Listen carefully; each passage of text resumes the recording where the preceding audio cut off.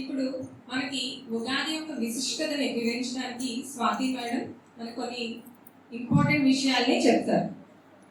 Swathi madam.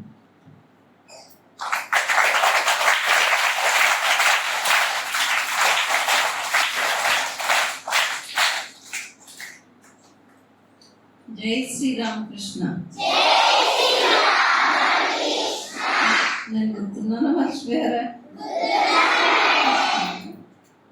సరే, రేపు పండుగ ప్రత్యేకత ఏంటి? రేపు పండుగ పేరేంటి? దీన్ని టైం ఫెస్టివల్ అని కూడా అంటారు. కాలానికి సంబంధించిన పండుగ అన్నమాట. ఇది టైం క్యాలిక్యులేట్ చేసేటటువంటి ఒక స్పెషల్ పండుగ ఇది. అలాగే ఎవ్రీ ఇయర్ కూడా మనం అబ్జర్వ్ చేసుకుంటే మాసాలు ఎన్ని మాసాలు, అందులో ఫస్ట్ మాసం ఏంటో తెలుసా? చైత్ర మాసంలో వచ్చే ఫస్ట్ తిథి రోజుని ఉగాది వస్తుంది. తిథులు ఎన్ని? ఫస్ట్ తిథి తెలుసా? Very good. ఏ పేరు? దాని క్లాప్స్ కొట్టండి. Very good. మొట్టమొదటి తిథి ప్రతి ఎవ్రీ ఇయర్ ప్రతి చైత్ర మాసంలో వచ్చే ఫస్ట్ తిథి అయిన పాడ్యమ రోజు ఉగాది వస్తుంది అన్నమాట. మామూలుగా మనం టైంని ఎలా క్యాలిక్యులేట్ చేస్తామంటే కనుక నక్షత్రాలు కానీ, గ్రహాలు అంటే ప్లానెట్స్ కానీ, లేకపోతే నేచర్లో వచ్చే చేంజెస్ కానీ దాన్ని బట్టి మనం టైం క్యాలిక్యులేట్ చేస్తాం అన్నమాట. తెలుగులో దాన్ని కాలగణనం అంటారు. ఉగాది అసలు పేరు యుగాది. యుగం ప్రారంభమైనప్పటి నుంచి బ్రహ్మ సృష్టి మొదలు పెట్టిన రోజు అన్నమాట ఇది. అది యుగాది యుగాది ఉగాది ఉగాది అయిందన్నమాట. భీమవరం కాస్త భీమవరం అని ఎలా అయిందో అలాగే యుగాది యుగాది యుగాది అనగాది ఉగాది అయిందన్నమాట. ఇంతకుముందు మనం క్లాసెస్లో చెప్పుకున్నాం, మన మెయిన్ ఇండియన్ ఫెస్టివల్స్ అన్నీ కూడా నేచర్కి రిలేటెడ్ అయి ఉంటాయి, అవునా కదా? ఇది కూడా నేచర్తో రిలేట్ అయి ఉన్నటువంటి ఒక ఫెస్టివల్. ఋతువులు ఉంటాయి కదా, ఋతువుల్లో ఇప్పుడు వసంత ఋతువు అన్నమాట. వసంత కోకిల అంటారు తెలుసా? కోకిల ఇప్పుడు మనకన్నా బాగా నేచర్ బాగా రెస్పాండ్ అవుతుంది ప్రతి దానికి, ప్రతి చేంజెస్ని కూడా మనకన్నా బాగా పశుపక్షాదులు బాగా రెస్పాండ్ అవుతాయి. బాగా మబ్బు పట్టి వర్షం వచ్చేలా ఉందనుకోండి, నెమల ఏం చేస్తుంది? పురివిప్పి నాట్యం చేస్తుంది. అంటే అది ఎంజాయ్ చేస్తుంది అనమాట. నేచర్ని ఎంజాయ్ చేసేటటువంటి ఒక ఫైన్ హ్యాబిట్ మాటలు రాకపోయినా కూడా పశుపక్షాదులన్నిటికీ ఉంటాయి. అలాగే ఇప్పుడు బాగా వేడి ఉండదు, మరీ చలిగానే ఉండదు, మీడియంగా ఉంటుంది అన్నమాట. కాబట్టి ఇప్పుడుండి నేచర్ని ఎవరు ఎంజాయ్ చేస్తారంటే కోయిలు ఎంజాయ్ చేస్తుంది. అందుకని చెట్ల మీద నుంచి ఈ టైంలో ఎక్కువ పొద్దున్న టైంలో మీరు అబ్జర్వ్ చేస్తే కోకిల అందంగా కోస్తూ ఉంటుంది. అందుకని వసంత కోకిల అంటారు. ఇప్పుడు వసంతకాలంలో చెట్లన్నీ ఫ్రెష్గా చిగురిస్తూ ఉంటాయి, ఫ్రెష్ ఆకులు వస్తూ ఉంటాయి. అదే లాస్ట్ శిశిరంలో అయితే అన్నీ రాలిపోతాయి. అంటే ఫస్ట్ స్టేజ్ అన్నమాట, స్టార్టింగ్. అలా చూసినా కూడా ఆది ఫస్ట్ ఉగాది. కొత్తగా ఫ్రెష్గా ఆకులు రావడం అంటే స్టార్టింగ్ స్టేజ్. రాలిపోవడం, ఎవరన్నా చనిపోయారు అనడానికి పండుటాకులో రాలిపోయారు, వద్దునే రాలిపోయారు అంటారు, అంటే చనిపోవడం. అది ఎండింగ్ స్టేజ్. చిగురించడం అంటే స్టార్టింగ్ స్టేజ్. అలా కూడా సింబాలిక్గా అన్నమాట. అలా ప్రతిదీ కూడా టైం క్యాలిక్యులేషన్. సంవత్సరాలు అన్నిటికీ మొత్తం మనకి 60 సంవత్సరాలు. అవి కంప్లీట్ అయిపోయాక మళ్ళీ 60 years, మళ్ళీ 60 సంవత్సరాలు, తెలుగు 60 సంవత్సరాలు, మళ్ళీ అక్కడి నుంచి అలా రిపీట్ అవుతాయి. 60 పేర్లు కూడా దేని పేరు దానికే ఉంది. ఇప్పుడు రేపటి నుంచి స్టార్ట్ అయిపోయి సంవత్సరం పేరు ఏంటంటే పరాభవ నామ సంవత్సరం. ఏంటది? ఈ సంవత్సరం అంతా కూడా మన సంవత్సరం పేరు ఏంటంటే పరాభవ నామ సంవత్సరం. మనకి మెమరీ బాగా ఉండడం కోసం రోజు పూజ చేసేటప్పుడు సంకల్పం చెప్తారన్నమాట. అలా రోజు సంకల్పం చెప్పుకుంటే ఈ రోజు ఏ వారం, ఈ రోజు ఏ తిథి, ఇది ఏ పక్షం, ఇది ఏ నెల, ఇది ఏ సంవత్సరం, ఇది ఏ అయినం, ఇవన్నీ ఎవ్రీడే మనం గుర్తు చేసుకుంటా ఉంటే రోజు అలా పూజ చేసుకున్నప్పుడు సంకల్పం చేసుకుంటే మనకి మెమరీ బాగా ఉంటుంది అన్నమాట. కాబట్టి సంవత్సరం, న్యూ ఇయర్ అంటే, న్యూ ఇయర్ అంటే తెలుగులో ఏంటి? కొత్త సంవత్సరం. అలా సంవత్సరం అంటే ఏంటి? సంవత్సరం అంటే ఏంటి అంటే సంవత్సరంలో అయనము, నెలలు, పక్షాలు, తిథులు, రాత్రుళ్ళు, పగళ్ళు, చలి, వేడి, వర్షాలు ఇదంతా ఒక 1 ఇయర్లో అలా మొత్తం అన్నీ కంప్లీట్ అయిపోతాయి అన్నమాట. అలా సమ్యక్ అవన్నీ కలిసి ఉన్నటువంటి దాన్ని సంవత్సరం అంటారు అన్నమాట. ఈ సంవత్సరంలోనే ఆ తిథులన్నీ చెప్పుకున్న తిథులన్నీ వచ్చేస్తాయి, ఆ చెప్పుకున్న పక్షాలు వచ్చేస్తాయి, అన్నీ వచ్చేస్తాయి, ఋతువులన్నీ కూడా అందులోనే వస్తాయి. ఇవన్నీ 1 ఇయర్లో కంప్లీట్ అయిపోతాయి కాబట్టి దాన్ని తెలుగులో సంవత్సరము అంటారు అన్నమాట. అలాగే ఇప్పుడు న్యూ ఇయర్ వచ్చిందంటే ఏమవుతుంది? ఒక డేట్ మారుతుంది జస్ట్, అంతేగాని పెద్దగా చేంజ్ ఏమీ ఉండదు. బట్ ఆ రోజు అందరూ ఏం చేస్తారు? అందరూ ఒకరికొకళ్ళు హ్యాపీ న్యూ ఇయర్ చెప్పుకుంటారు. హ్యాపీ న్యూ ఇయర్ చెప్పడం అనేది చాలా గుడ్ హ్యాబిట్. ఏ కంట్రీలో అయినా ఎక్కడైనా కూడా అలా విష్ చేయటం అనేది ఒక గుడ్ మేనర్స్ అన్నమాట. మీరు బాగుండాలి, నేనే బాగుండాలి అనుకోవడం సెల్ఫిష్నెస్. అందరం బాగుండాలి అనుకోవడం అనేది ఒక మంచి సంస్కారం అన్నమాట. హ్యాపీ న్యూ ఇయర్, మీరు ఈ సంవత్సరం అంతా హ్యాపీగా ఉండాలి అని మనం కోరుకోవడం అనేది ఒక గుడ్ హ్యాబిట్. కాబట్టి హ్యాపీ న్యూ ఇయర్ ప్రపంచం అంతా చెప్పుకుంటారు కాబట్టి అది డెఫినెట్గా అది గుడ్ హ్యాబిట్. అది మన యాక్చువల్గా మనం ఇదివరకు నెలలే చెప్పుకునేవారు, మన తెలుగు నెలలే ఫాలో అయ్యేవారు. తర్వాత ఇప్పుడు ప్రపంచం అంతా ఇదే క్యాలెండర్ ఫాలో అవుతుంది కాబట్టి అందరూ న్యూ ఇయర్ రోజుని న్యూ ఇయర్ చెప్పుకుంటున్నారు. కానీ అది చెప్పుకున్నా పర్వాలేదు, వాట్ ఎవర్, అందరూ బాగుండాలని కోరుకోవడం అనేది గుడ్ హ్యాబిటే. న్యూ ఇయర్ అని చెప్పుకోవడం, హ్యాపీ న్యూ ఇయర్ చెప్పుకోవడం చాలా మంచిది. కానీ మెయిన్ మనకి ఏంటి ఇంపార్టెంట్? మనది మనకి ఇంపార్టెంట్ కాబట్టి ఇది మర్చిపోకూడదు, అంతే కదా. ఇప్పుడు మనం డిసెంబర్ 31 న్యూ ఇయర్ అయితే ఎలా సెలబ్రేట్ చేసుకుంటాం? డిసెంబర్ నైట్ సెలబ్రేట్ చేసుకుంటాం. ఉగాది అయితే ఎప్పుడు సెలబ్రేట్ చేసుకుంటాం? పొద్దున్న సెలబ్రేట్ చేసుకుంటాం. చీకటి అజ్ఞానానికి సింబల్ అన్నమాట, వెలుగు జ్ఞానానికి సింబల్. మనం అజ్ఞానాన్ని మనం ఇన్స్పిరేషన్గా తీసుకోకూడదు కాబట్టి మనం ఏది నైట్ సెలబ్రేట్ చేసుకోకూడదు. ఇండియన్స్ అందరికీ కూడా నైట్ సెలబ్రేషన్స్ అనేది రాంగ్. నైట్ పగలంతా కష్టపడతారు కాబట్టి నైట్ పడుకోవాలి, డెఫినెట్గా రెస్ట్ తీసుకోవాలి. ఆ టైంలో నైట్ టైంలో ఇంకే పని చేయకూడదు. ఏం చేయాలి? రాత్రిపూట పడుకోవాలి, పగలంతా కష్టపడాలి, రాత్రంతా పడుకోవాలి. జ్ఞానం దేనికి సింబల్? వెలుగుకి. సూర్యుడు పొద్దున్నే వస్తే వచ్చేదేంటి? జ్ఞానానికి సింబల్ వెలుగు కదా. కాబట్టి మనం ఏం చేసుకున్నా ఫెస్టివల్ మిడ్ నైట్ చేసుకుంటామా, తెల్లారి సూర్యుడు రాగానే చేసుకుంటామా?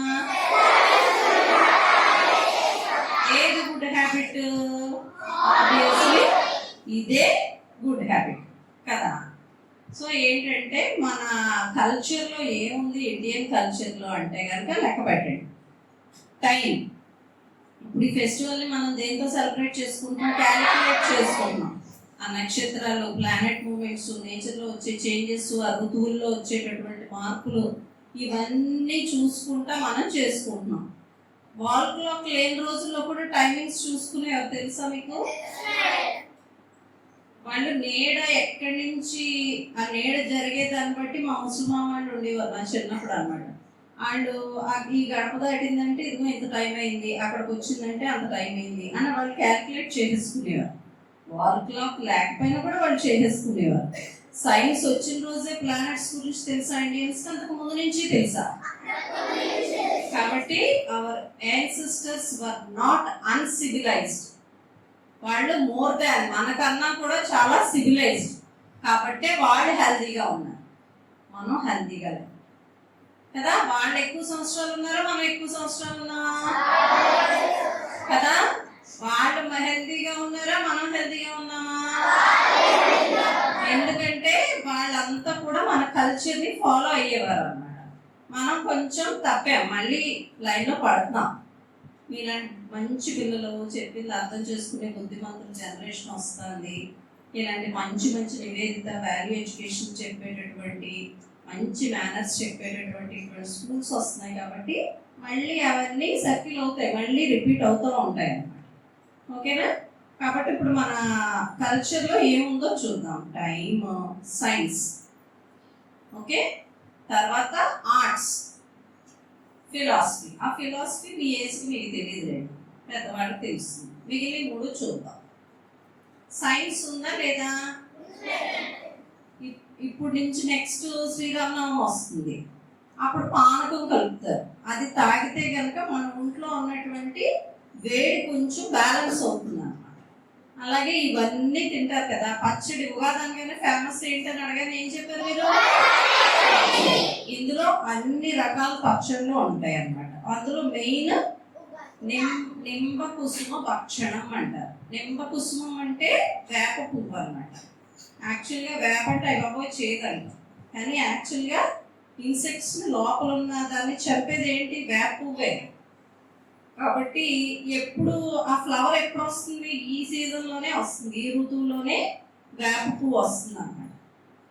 యాక్చువల్గా మన ఇండియన్ సైన్స్ ఏమని చెప్పిందంటే, ఇక్కడి నుంచి మొదలుపెట్టి ఒక 40 days కనుక ఎవ్రీడే కొంచెం కొంచెం కొంచెం కొంచెం వేప పువ్వు తింటే కనుక ఒక సంవత్సరం పొడవునా ఎటువంటి ఫీవర్స్ కానీ, ఈ కోల్డ్ జలుబు కానీ ఇంక ఇలాంటివి రావని చెప్పారు అన్నమాట.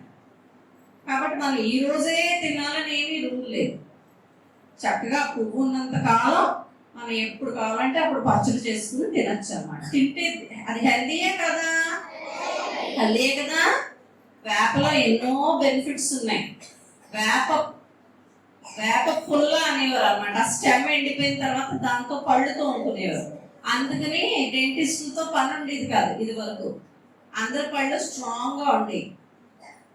ఓకేనా? అలాగే షుగర్ తగ్గడానికి చాలా మంది వేప జ్యూస్ తాగుతారు. వేప ఆకులు కూడా చాలా మంచిది అన్నమాట. వేప ఆకులు మంచివి, వేప పువ్వు మంచిది, వేప స్టెమ్ చాలా మంచిది, బ్రషింగ్కి ఉపయోగపడుతుంది.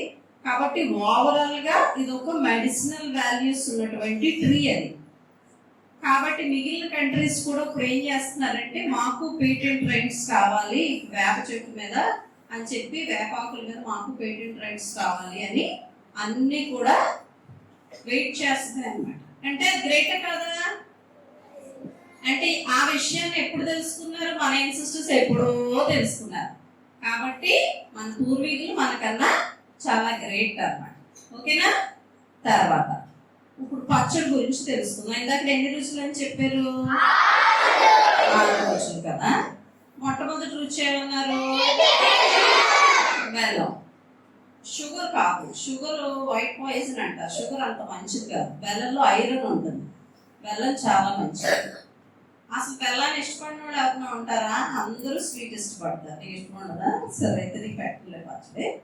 సరే, నెక్స్ట్ రెండోది ఏంటి? వేప. ఇందాక చెప్పుకున్నాం కదా, వేప మెడిసినల్ వాల్యూస్ ఉన్నది. ఇదే మెయిన్ ఇంగ్రీడియంట్ ఇందులో. ఈ పచ్చడిలో మెయిన్ ఏంటి? రెగ్యులర్ గా మిగిలినవన్నీ మనం రెగ్యులర్ గా యూజ్ చేస్తాం. యూజ్ చేయండి, ఇయర్లీ వన్స్ యూజ్ చేసేది ఏంటన్నా?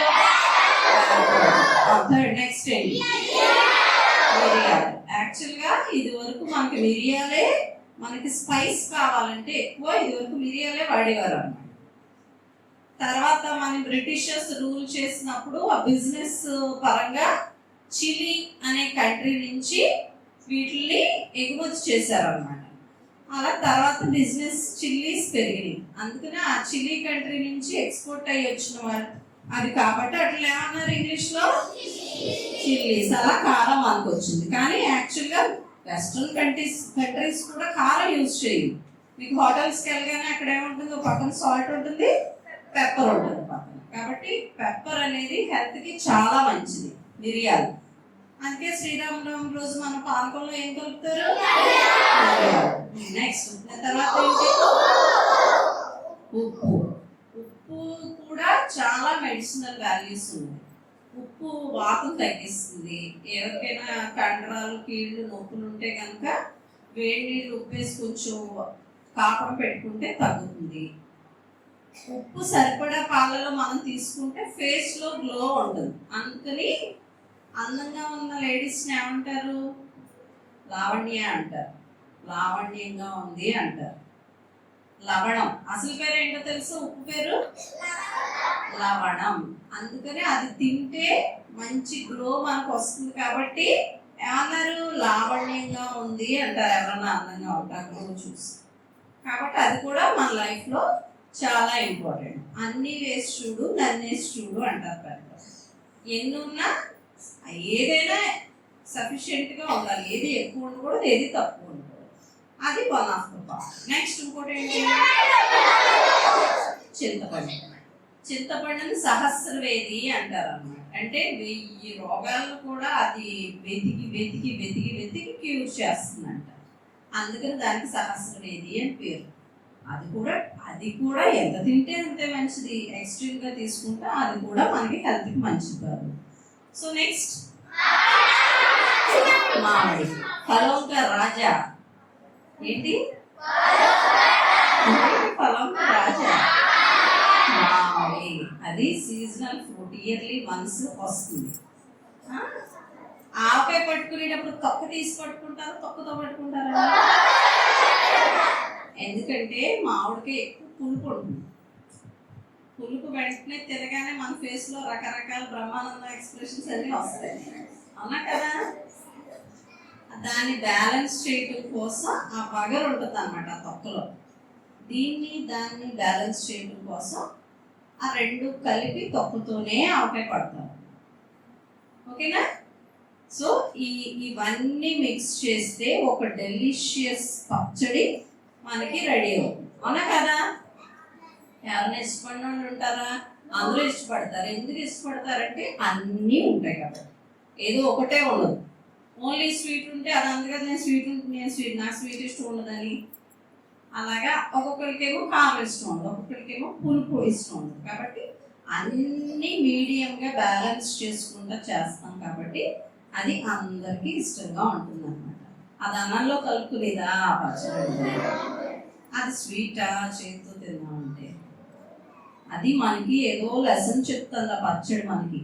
లైఫ్లో అందరూ ఎప్పుడు హ్యాపీగా ఉండడం అనేది పాసిబుల్ అవ్వదు, అవునా కదా?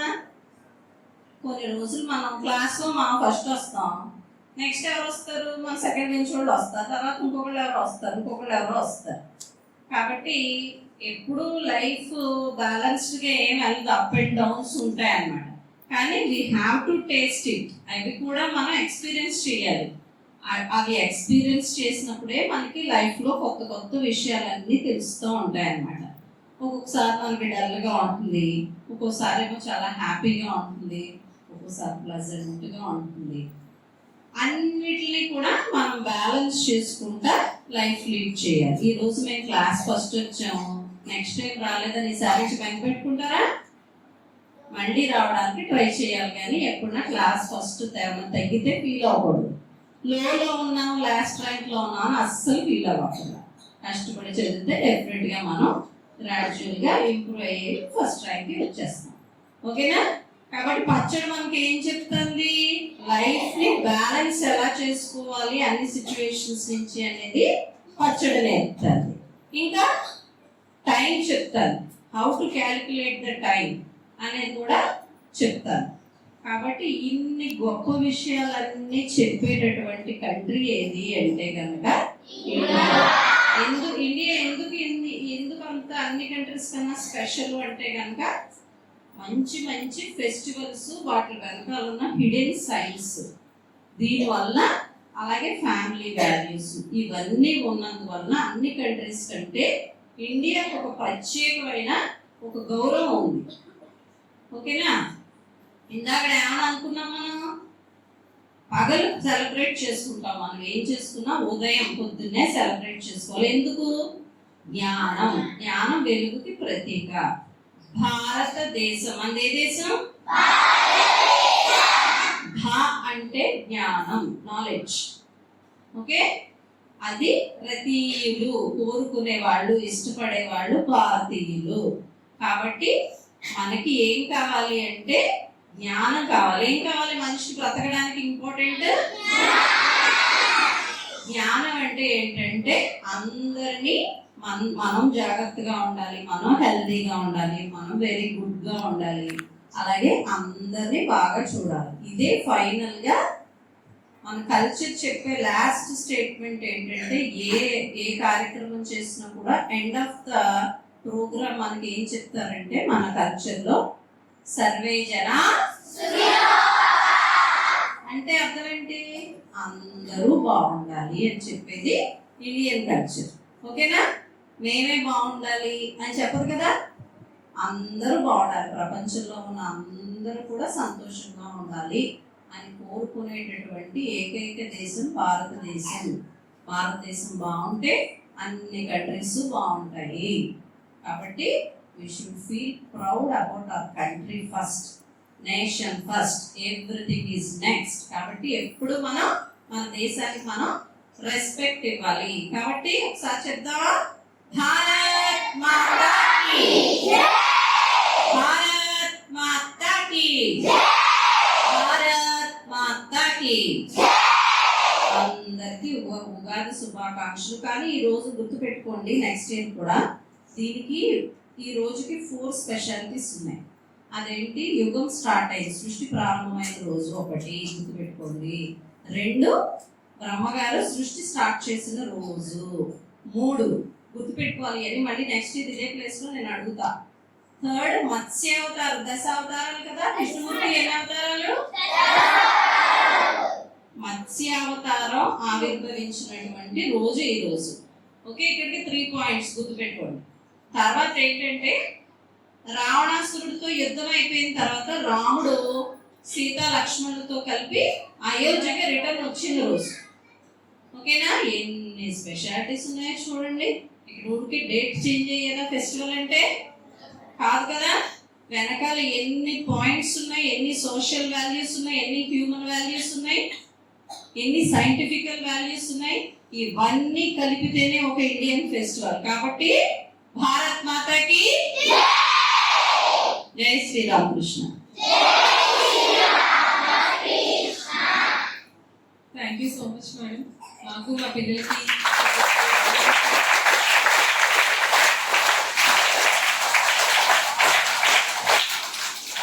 ఈ 6 రుచుల ప్రాముఖ్యతని, వాటిలో ఉన్న ఔషధ గుణాలని, మన భారతీయ తత్వాన్ని మా అందరికీ చక్కగా వివరించారు.